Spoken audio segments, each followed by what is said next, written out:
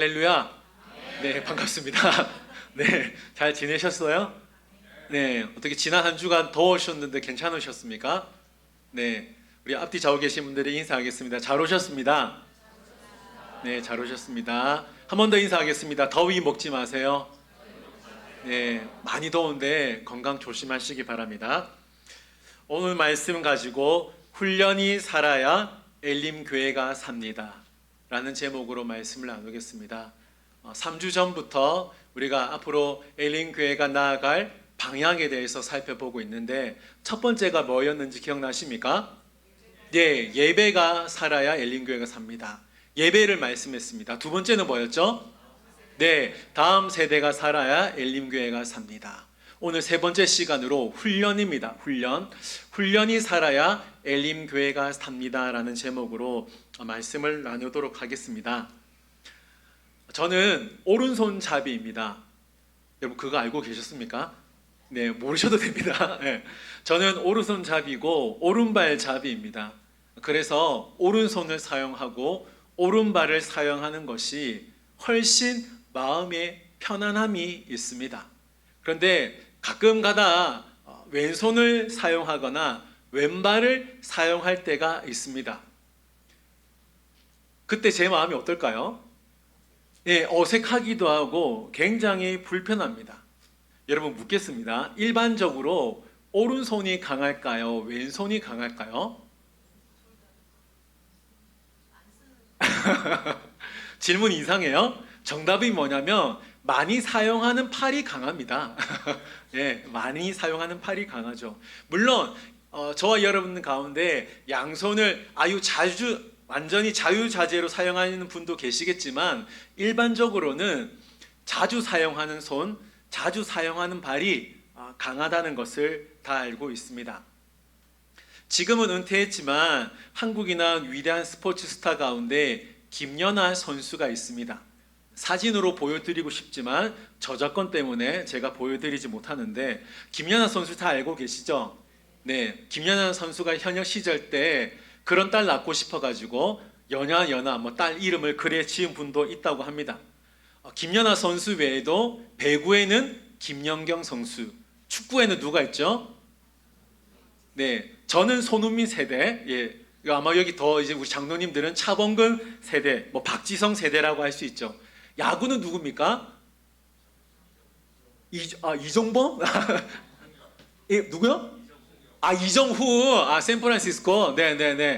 예, LA 잘선수가 오늘 이긴 걸로 제가 알고 있는데, 예, 김혜성 선수도 있고, 처음에 누구였습니까? 우리가 알고 있는, 예, 찬호박이었죠. 박찬호 선수가 있습니다. 여러분 다시 한번 묻겠습니다. 이 선수 가운데 제가 김연아 선수만 예를 들어 볼게요. 김연아 선수가 태어날 때부터 스케이팅 잘했을까요? 어땠을까요? 엄마 뱃속에서부터 스케이트를 탔을까요? 네, 절대 그렇지는 않습니다. 김연아 선수가 탁월한 선수, 전 세계에서 인정받는 선수가 될 수 있었던 이유가 뭐냐면, 물론 많은 여러 가지 이유가 있겠습니다만, 날마다 피나는 연습을 했기 때문에 위대한 선수가 될 수 있었다고 생각합니다. 다른 선수들이 놀 때 연습했겠죠. 다른 선수들이 잘 때 더 연습하면서 꿈을 키워가며 꼭 우승하리라는 마음으로 열심히 연습했을 거라고 생각합니다. 한 분만 더 소개하고 본문으로 들어갈게요. 발레리나 강수지라는 분을 아십니까? 네, 이분도 보여드리고 싶었지만 얼굴을 보여드리지 못하는데, 이분은 발레리나계의 김연아, 손흥민이라 손흥민 선수라고 할 만큼 아주 발레리나계에서는 모르는 사람이 없는 사람이 강수진 사람이라고 할 수 있습니다. 이분이 독일에서 발레 활동을 했는데, 독일 정부에서 이 발레리나 강수진 씨를 스카우트하기 위해서 두 가지 조건을 내걸었다고 합니다. 첫 번째 조건이 뭐냐? 어떤 죄를 짓더라도 면책 특권을 약속했다고 합니다. 대단하죠? 네. 강수진 씨를 데려오기 위해서 아무 죄를 짓더라도 우리 용서해 주겠다, 명책 특권을 약속했고, 또 하나 이 선수에게 발레리나 선수 강수진 씨에게 뭘 약속했냐면, 취업을 했을 때 100% 취업 보장할 수 있도록 우리가 돕겠다. 이 약속을 했다라고 합니다. 대단하죠. 그만큼 인정을 받기 때문에 강수진 씨에게 이런 약속을 했을 거라고 생각합니다. 이런 이제 소식이 들리다 보니까 한국의 한 기자가 강수진 씨에게 찾아가서 인터뷰를 했습니다. 당신이 이렇게 세계적으로 발레리나로 성공할 수 있었던 요소가 무엇입니까? 라고 했을 때 이 강수진 씨가 어떻게 대답했냐면 성실하게 쉼 없이 연습한 결과라고 말했습니다. 대단하죠. 얼마나 연습을 많이 했는지 알 수 있는 대목이라고 생각합니다. 오늘 본문 말씀은 바울이 디모데에게 편지를 쓴 서신입니다. 바울이 로마 감옥에서 2년 동안 갇혀 있다가 석방이 되었습니다. 그리고 자신이 세웠던 교회인 에베소 교회에 방문한 시점이었는데 이 에베소 교회를 누가 섬기고 있었냐? 디모데가 섬기고 있었다는 거죠. 지금 새벽기도 시간마다 디모데 전서를 살펴보고 있는데 이 디모데 전서에 어떤 일이 벌어지냐면 거짓 교사들이 나타나서 잘못된 가르침을 전하고 있었다는 겁니다. 이로 인하여 에베소 교회 안에 수많은 문제가 발생하게 되었다는 것이죠. 이때 바울이 에베소 교회를 방문하게 되었고 디모데를 돕기 위하여 지금 디모데 전서를 기록하게 되었다는 것입니다. 그 가운데서 오늘 디모데 전서 4장 말씀을 살펴볼 텐데 6절 말씀을 보실까요? 우리 6절 말씀을 다 같이 한번 읽도록 하겠습니다. 6절 말씀 보여주세요, 방송실. 네, 6절 말씀입니다. 6절 말씀.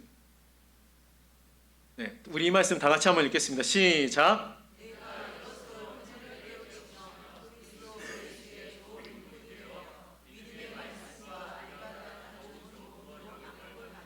아멘. 자, 이 말씀을 잘 보시면 지금 바울이 디모데에게 한 가지를 부탁하고 있습니다. 그 부탁이 뭐냐? 첫 번째 줄에 나오죠. 그리스도 예수의 뭐가 돼요? 네, 그리스도 예수의 좋은 일꾼이 되라고 말씀하고 있습니다. 자, 중요합니다.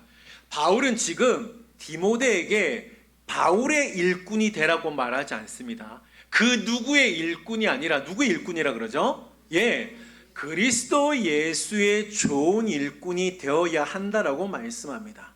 사랑하는 성도 여러분, 저와 여러분들도 그 누구의 일꾼이 아니라 예수 그리스도 예수의 좋은 일꾼이 되어지기를 소망합니다. 아멘. 자, 그러면 바울이 지금 그리스도 예수의 좋은 일꾼이 되라고 디모데에게 권면하고 있는데 어떤 사람이 그리스도 예수의 좋은이 될 수 있을까요? 일꾼이 될 수 있을까요? 7절 말씀 보겠습니다. 7절 말씀 보시면 망령되고 허탄한 신화를 버리고 경건에 이르도록 내 자신을 뭐하라 그러죠? 예, 연단하라라고 되어져 있습니다. 자, 7절을 통해서 우리가 알 수 있는 사실이 뭐냐? 그리스도 예수의 좋은 일꾼이 되어지기 위해서는 무엇보다 우선 망령되고 허탄한 신화를 버려야 된다라는 겁니다. 자, 그러면 7절에 나와 있는 대로 망령되고 허탄한 신화가 뭘까요? 자, 먼저 망령되다 이 말씀의 의미가 뭐냐면 하나님을 모독하다, 믿음을 거스른다라는 의미를 갖고 있습니다. 그리고 허탄하다는 의미가 뭐냐면 흥미롭게도 원문으로 보시면 한번 따라해 볼까요? 늙은 여자, 늙은 여자라고 의미가 적혀져 있더라고요. 그래서 한번 또 책을 찾아보니까 그 당시에 늙은 여성들은 할 일이 없으니까 뭐 하냐면 서로 모여서 쓸데없는 이야기를 즐겼다고 합니다. 자, 그래서 정리하면 망령되고 허탄한 신화가 뭐냐면 속여서 만든 쓸데없는 이야기를 의미한다라는 것이죠. 그런데 그 당시에 어떠한 일이 벌어지냐면 망령되고 허탄한 신화에 귀를 기울이고 경건에는 전혀 관심 없이 살아가는 자들이 생겨났다라는 겁니다. 그래서 바울이 디모데에게 뭐라고 하냐면 망령되고 허탄한 신화를 버리라고 말씀하고 있다는 것이죠. 자, 디모데 전서 말씀을 살펴보고 있는데 디모데후서 4장 말씀을 보겠습니다. 디모데후서 4장 3절 4절 말씀 보시면 제가 읽어드릴게요. 때가 이르리니 사람이 바른 교훈을 받지 아니하며 기가 가려워서 자기의 사욕을 따를 스승을 많이 두고 또 그 길을 진리에서 돌이켜 허탄한 이야기를 따르리라. 아멘. 자, 우리에게는 3절 한번 보여주실까요? 우리에게는 스승이 한 분밖에 없습니다. 3절 한번 보여주세요, 방송실. 네, 집중해 줬으면 좋겠어요. 방송실 잘하고 있는데. 자, 3절에 보면 스승을 많이 두어야 한다라고 되어져 있죠. 자, 근데 중요한 건 우리에게 스승은 누구예요, 사실? 예, 한 분밖에 없어요. 하나님 한 분이 우리에게 스승이라는 거예요. 그런데 어떤 일이 벌어지냐면 그 당시 에베소 교회 당시에 스승이었던 하나님을 쫓는 것이 아니라 하나님 한 분만을 쫓아야 되는데 어떤 일이 벌어지냐면 귀가 가리워서 자신의 귀에 좋은 대로 들리는 자기 만족을 주는 스승을 쫓고 있었다는 겁니다. 하나님 한 분만을 따라야 되는데 한 분, 두 분, 세 분, 수많은 스승을 따르는 사람들을 우은축순처럼 생겨나게 되었다는 거죠. 자, 그런데 한번 생각해 보세요. 바울 시대뿐만 아니라 지금 이 시대도 어떻습니까? 망령되고 쓸데없는 이야기에 귀를 기울이는 자들이 많다라는 겁니다. 특별히 제가 이제 유튜브를 잠시 언급을 하겠습니다. 유튜브를 보시면 자신의 귀를 시원하게 긁어줄 유튜버들을 많이 찾고 있어요. 근데 여러분, 유튜버들을 잘 보면 정말 유익되는 유튜버도 있지만 잘 보면 어떻습니까?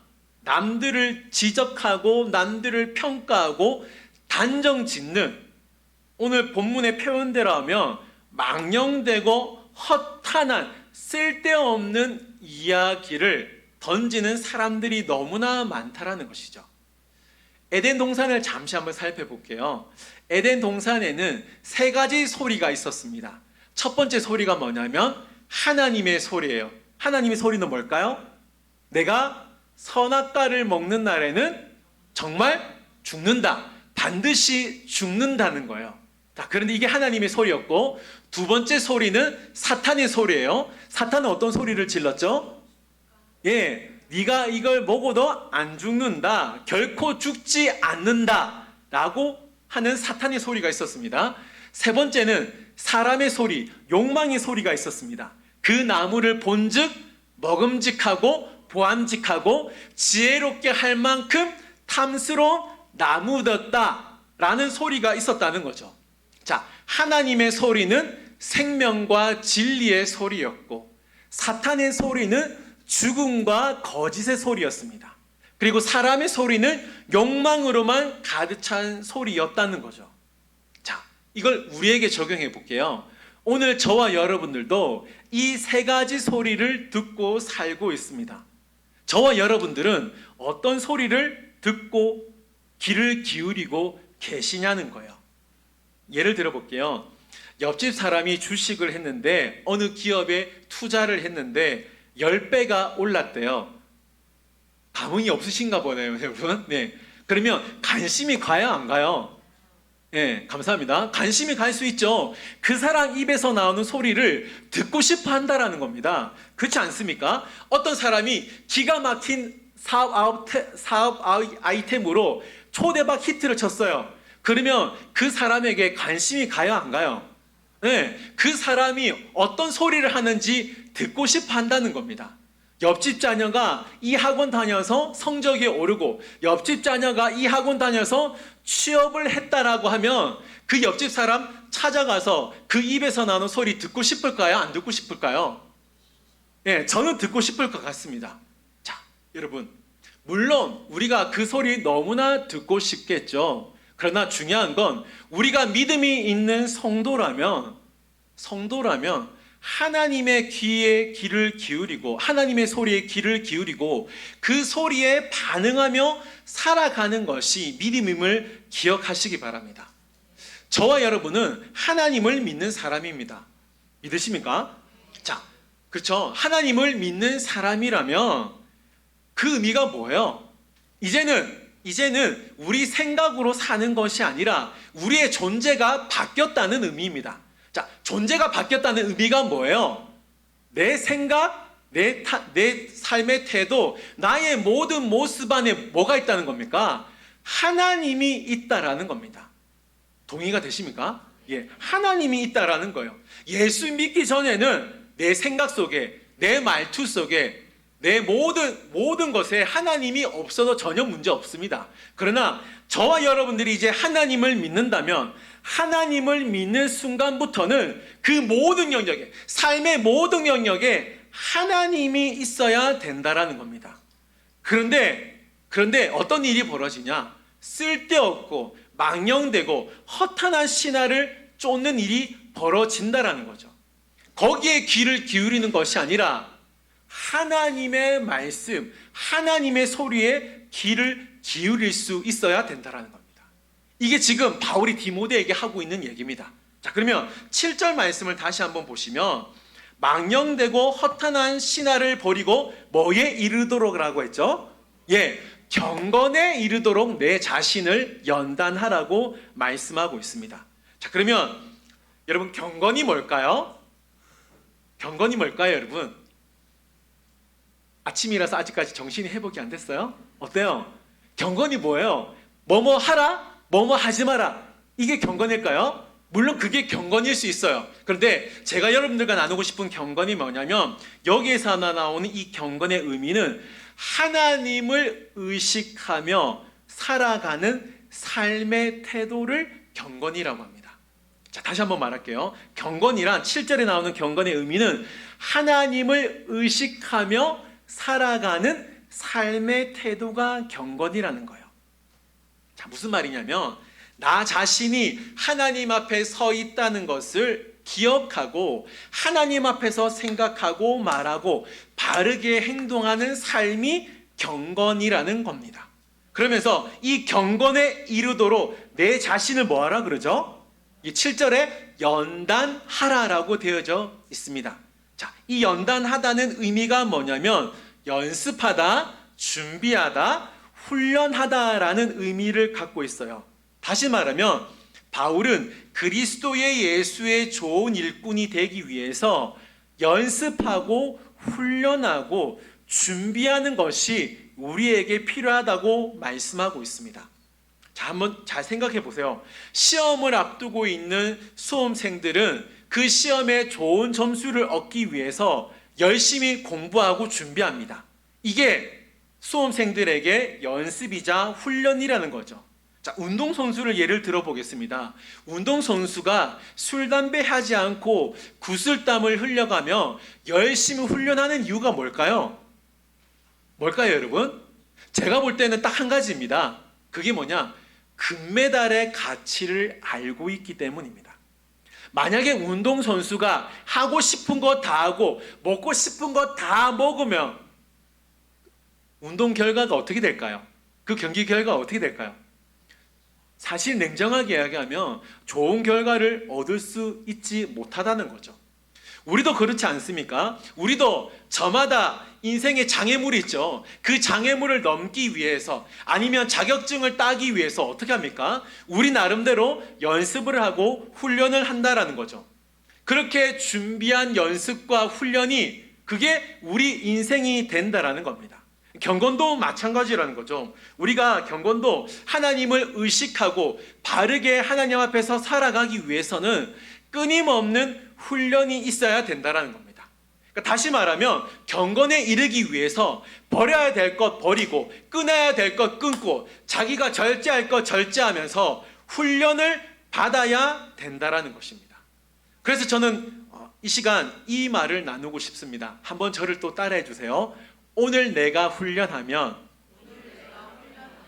내일 하나님이 사용하신다.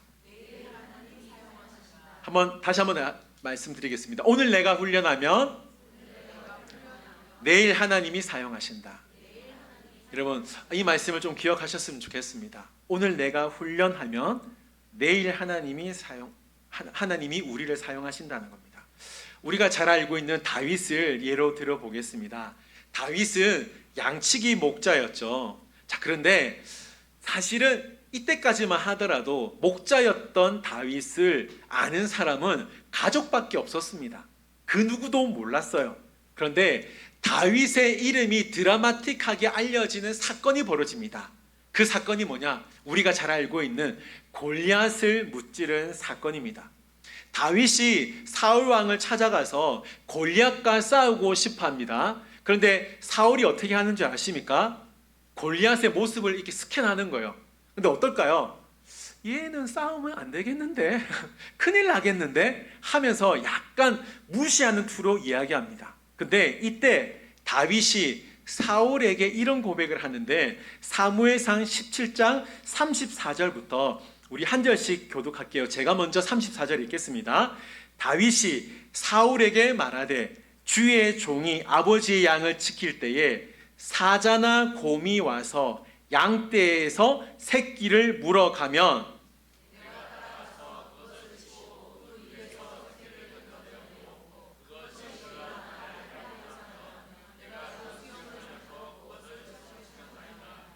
주의 종이 사자와 곰도 쳤은즉 살아계시는 하나님의 군대를 모욕한 이 할례 받지 않은 블레셋 사람이리까 그가 그 짐승의 하나와 같이 되리이다.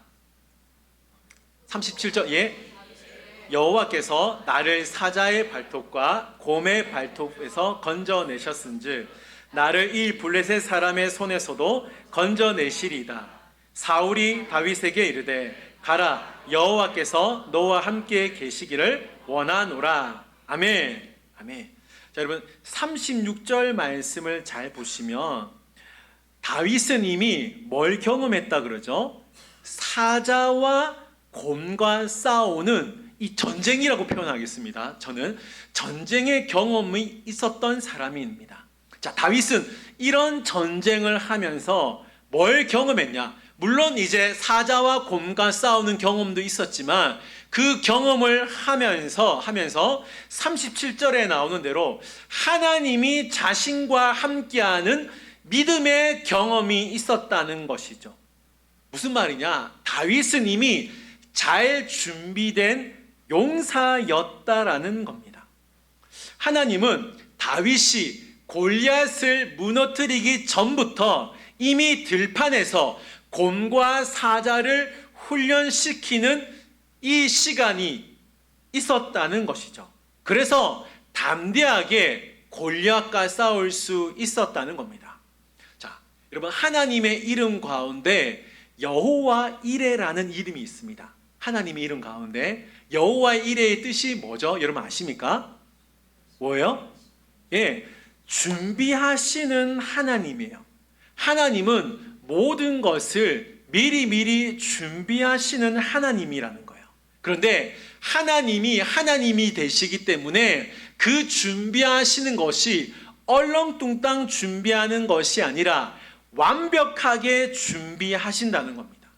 그래서 우리가 하나님께 쓰임 받기 위해서는 오늘 내가 훈련을 받아야 된다는 것입니다. 이게 제가 여러분들과 나누고 싶은 내용인데, 자, 그러면 어떻게 우리가 훈련을 받아야 될까요? 저는 6절 말씀을 여러분들과 나누고 싶습니다. 우리 6절 말씀 다 같이 읽겠습니다. 시작. 형제를 깨우치면 그리스도 예수의 좋은 일꾼이 되어 믿음의 말씀과 내가 따르는 좋은 교훈으로 양육을 받으리라. 아멘. 자, 여러분 6절 말씀 잘 보시면 제가 빨간 글씨로 체크했는데 바울은 디모데에게 뭘 얘기하냐? 믿음의 말씀과 내가 따르는 좋은 교훈. 한마디로 말하면 뭐예요? 말씀입니다. 하나님의 말씀으로 양육, 훈련받기를 원한다는 것이죠. 다시 말하면 우리가 그리스도의 예수의 좋은 일꾼이 되어지기 위해서는 하나님의 말씀을 가까이 하는 것이 먼저 선행되어야 한다는 것입니다. 디모데후서 3장 16절 17절 말씀 보세요. 제가 읽어드릴게요.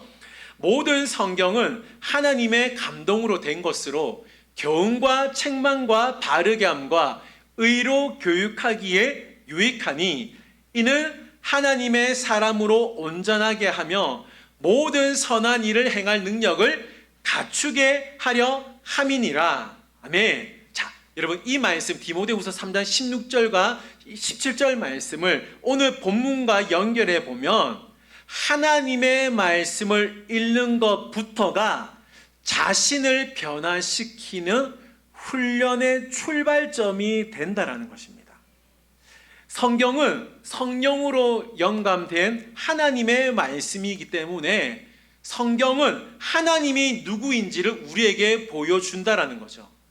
성경을 통해서 우리가 하나님이 누구인지를 알면 내가 주님 앞에서 어떻게 살아가야 할지를 깨닫게 된다라는 겁니다. 이게 경건 훈련의 시작이라는 겁니다. 자, 그래서 지금 바울이 디모데에게 이걸 권면하고 있어요. 13절 말씀 보세요. 13절 말씀 보시면 내가 이를 때까지 디모데에게 지금 가장 첫 번째로 권면하는 게 뭐죠? 읽는 것이에요. 그렇죠? 읽는 것, 그 다음 권하는 것, 그 다음 가르치는 것에 뭐하라? 전념하라라는 거예요. 여기서 전념하라는 건 몰두하다, 집착하다, 주목하다라는 의미입니다. 지금 바울은 디모데에게 영적 훈련의 출발점을 가장 먼저 뭘 얘기하고 있냐? 하나님의 말씀을 읽는 것에 몰두하고 집착하고 주목하라고 말씀하고 있다라는 거예요. 자, 여러분 13절 마지막 부분에 뭐하라 그러죠? 전념하라. 자, 그리고 15절 말씀 보세요. 이 모든 일에 뭐하라? 전심전력하라. 그리고 16절 말씀에 이 일을 계속하라. 같은 의미입니다. 그러니까 바울은 지금 디모데에게 가장 먼저 하나님의 말씀을 가까이 두고 그 말씀을 읽는 것으로 하여 경건 훈련을 시작해라. 영적 훈련을 시작하라고 말씀하고 있다라는 겁니다. 자, 다니엘서 6장 10절 말씀인데 우리 이 말씀 다 같이 한번 읽겠습니다. 시작.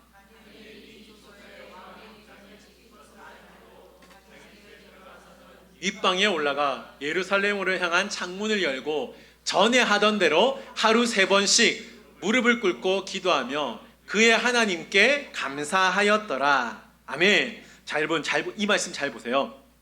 다윗이 바벨론 나라의 총리가 되었죠. 근데 바벨론 사람 입장에서는 다니엘은 바벨론 사람이 아닙니다. 바벨론 사람이 아닌데 지금 총리가 되었어요. 이로 인하여 바벨론 사람들이 시기 질투하여 바벨론 왕 외에는 아무도 섬기면 안 된다라는 법령을 만들게 되었습니다. 근데 그 법령이 있음에도 다니엘이 그 법령이 있음을 알고 있었음에도 불구하고 다니엘은 뭐 했다는 거죠? 전에 하던 대로 하루 3번씩 하나님께 기도했다라는 겁니다. 자, 여러분 전에 하던 대로라는 이 의미가 뭘까요? 다니엘은 이미 영적인 훈련이 이미 되어 있었기 때문에 뭐가 있었다는 겁니까? 영적인 습관을 갖고 있었다는 겁니다. 자, 여기서 다니엘의 모습을 통해서 알 수 있는 것이 뭐냐면 영적 훈련을 하게 되면 우리에게 영적인 습관이 생겨서 시험 앞에 흔들리지 않는 믿음이 나타날 수 있다라는 겁니다. 그래서 저와 여러분들에게 이 영적 훈련이 정말 필요하다는 것이죠. 누가복음 22장 말씀을 보겠습니다. 누가복음 22장 말씀 보시면 예수께서 나가사 습관을 따라 감람산에 가심에 제자들도 따라갔더니 그곳에 이르러 그들에게 이르시되 유혹에 빠지지 않도록 뭐하라 그러죠? 기도하라 하시고, 예수님을 잘 보세요. 예수님도 습관을 따라 기도하셨다는 겁니다. 여기서 습관을 따라라는 의미가 뭐예요? 다니엘과 똑같습니다. 이미 예수님은 기도 훈련이 되어 있었기 때문에 기도하러 산에 올라가셨다는 거죠. 그런데 제자들의 문제는 뭡니까? 기도 훈련이 되어 있지 않으니까 잠만 잘 수밖에 없었다는 거죠. 자, 여러분 우리의 삶을 잘 보세요. 모든 사람들이 그냥 사는 것 같지만 우리에게는 알게 모르게 배어 있는 습관이 있다라는 겁니다. 그 습관대로 따라간다라는 것이죠. 어떤 사람은 일어나자마자 핸드폰을 봅니다. 유튜브를 봅니다. 카톡을 확인합니다. 어떤 사람은 일어나자마자 화장실을 가죠. 어떤 사람은 일어나자마자 TV를 켭니다. 이게 뭐예요? 사람마다, 저마다 삶의 방식이 있다라는 거죠. 그런데 그 삶의 방식이 뭐냐? 하루아침에 이루어진 것이 아니라 전에 하던 대로 행하고 있었기 때문에 카톡을 먼저 보고 TV를 먼저 보고 뭘 먼저 한다라는 겁니다. 전에 하던 습관이 있었기 때문에 우리는 지금 이렇게 삶을 살아가고 있다라는 것이죠. 다시 말하면 지금 나의 모습은 전에 행하고 있던 모습의 결과라는 겁니다. 지금 나의 모습은 예전의 습관대로 행하던 모습의 결과가 지금 나의 모습이여라는 거죠. 자, 여기서 알 수 있는 사실이 뭐냐면 영적 훈련을 통하여 습관을 마련해야 되는데 그 습관이 없다라면 나의 욕망대로 살 수 있다라는 것입니다. 여러분, 영적 훈련을 하지 않으면 결국 나의 본능대로 따라가기 때문에 편하게 신앙생활 하려고 합니다. 쉽게 신앙생활 하려고 합니다. 타협하면서 신앙생활을 한다라는 거죠. 그러나 하나님의 사람은 그렇게 살 수 없다라는 겁니다. 하나님의 사람은 훈련된 사람이 되어야 한다라는 것입니다. 저는 우리 엘림교회가 모이는 교회로만 끝나는 것이 아니라 말씀과 기도 그리고 또 다른 영적 훈련을 통하여서 하나님의 제자들이 세워지는 교회가 되어지기를 소망합니다. 정말 소망합니다. 그래야 우리 엘림교회가 살 수 있음을 저는 확신합니다. 사랑하는 성도 여러분, 사실은 지금 우리 엘림교회가 진행하는 특별한 양육 훈련 프로그램은 없습니다. 앞으로 같이 준비를 해야 되겠지요. 그러나 제가 이 시간 여러분들과 나누고 싶은 것이 뭐냐? 전에 하던 대로 편안하게 쉬운 길로 신앙생활하는 것이 아니라 이제부터는 습관을 따라 말씀을 읽고 습관을 따라 기도하며 습관을 따라 경건한 그 훈련으로 나아갈 수 있는 저와 여러분들이 되셨으면 좋겠습니다. 처음에는 불편합니다. 그렇죠? 처음에는 불편합니다. 마치 오른손잡이가 왼손으로 식사하는 것처럼 밥 먹는 것처럼 불편할 수 있습니다. 그러나 훈련이 반복되면 습관이 되고 그것이 습관이 되면 삶이 됨으로 말미암아 저와 여러분들을 하나님이 사용하시게 되어진다라는 것이죠. 여러분 기억하십시오. 오늘 내가 훈련하면 내일 하나님이 사용하신다는 겁니다. 그러기 위해서 저와 여러분들이 말씀을 더 가까이 하셨으면 좋겠습니다. 말씀을 한 장씩 읽으시다 보면 그게 2장이 되고 3장이 되고 4장이 되고 5장이 되는 거예요. 기도도 마찬가지입니다. 기도 30분 어떻게 할까? 1시간 어떻게 하지? 그 생각부터 하지 마시고 어떻게 될까요? 처음부터 다시 설교하도록 하겠습니다. 네, 처음 멀리 생각하지 마세요. 내가 1분 기도하면 된다. 내가 2분 기도하면 된다. 내가 3분 하면 된다. 4분, 5분 하면 된다라는 겁니다. 여러분, 그것이 훈련이 되어져야 된다라는 거예요. 그 훈련이 되어져서 습관이 된다면 우리도 다니엘처럼 전에 하던 대로 우리는 말씀과 기도로 나아갈 수 있다라는 겁니다. 우리가 그것이 습관이 되어지면 예수님처럼 우리도 습관을 따라서 말씀대로 행하고 기도대로 행하는 삶을 살 수 있다라는 것입니다. 사랑하는 성도 여러분, 영적 훈련이 필요하다는 사실을 꼭 기억하십시오. 그 훈련이 있어야 우리가 시험 앞에 흔들리지 않는다는 겁니다. 그 훈련이 있어야 위기 속에서도 하나님을 붙들 수 있는 믿음이 있다라는 것이죠. 그 훈련이 있어야 결국에는 우리가 하나님께 쓰임 받을 수 있다라는 것입니다. 사랑하는 성도 여러분, 지금 우리 엘림교회에 훈련 프로그램이 없지만 그 훈련 프로그램이 생길 수 있도록 많이 기도해 주시고 또 함께 동참해 주셨으면 좋겠습니다. 오늘 내가 훈련 받으면 훈련하면 내일 하나님이 우리를 사용하신다는 것을 기억하고 훈련을 통하여 우리 엘린교회가 더욱더 성장할 수 있기를 주님의 이름으로 축원드립니다. 아멘. 우리 들은 말씀을 기억하면서